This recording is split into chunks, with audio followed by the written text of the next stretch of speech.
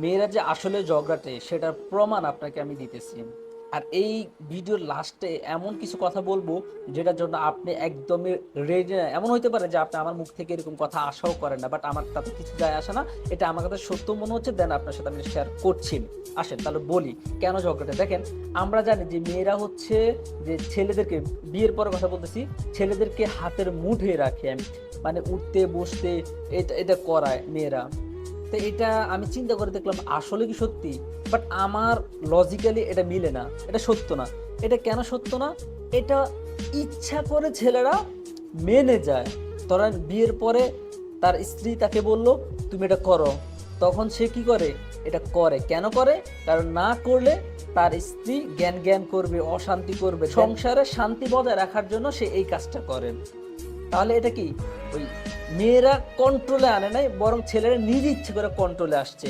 এবার আসেন কেন এই কথা বললাম। আপনি দেখেন ম্যাক্সিমাম মেয়ে আপনার ইচ্ছা করে জিনা করবে, জিনা করার পরে ছেলের বাড়িতে অনশন করবে, বিয়ের দাবিতে তারা হচ্ছে গিয়ে বসবেন বা দাবি জানাবে। এখন আপনাদের চিন্তা করেন এটা কেন হয়।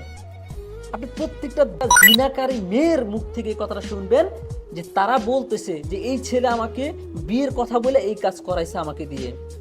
আচ্ছা, আমার একটা প্রশ্ন, যদি আসলে মেয়েরা ছেলেদেরকে কন্ট্রোলে আনতে পারতো তাহলে কি তার আজকে অনশন করতে হইতো বিয়ের দাবিতে? সে তো বলতে পারতো ঠিক আছে আমার কাছে এই জিনিস আছে, তুমি তাহলে এই জিনিসে এতই পাগল, তাহলে তুমি আমাকে বিয়ে করো, দেন তোমার বাড়িতে তুমি আমাকে উঠে নিয়ে যাও, আমি এসব তোমার জন্য হালাল। তাহলে তুমি কেন করতেছো না, কেন পারতেছো না? তার কারণ আসলে কখনোই মানে মেয়েদের কথা ছেলেরা চলবে এটা কখনোই সম্ভব না।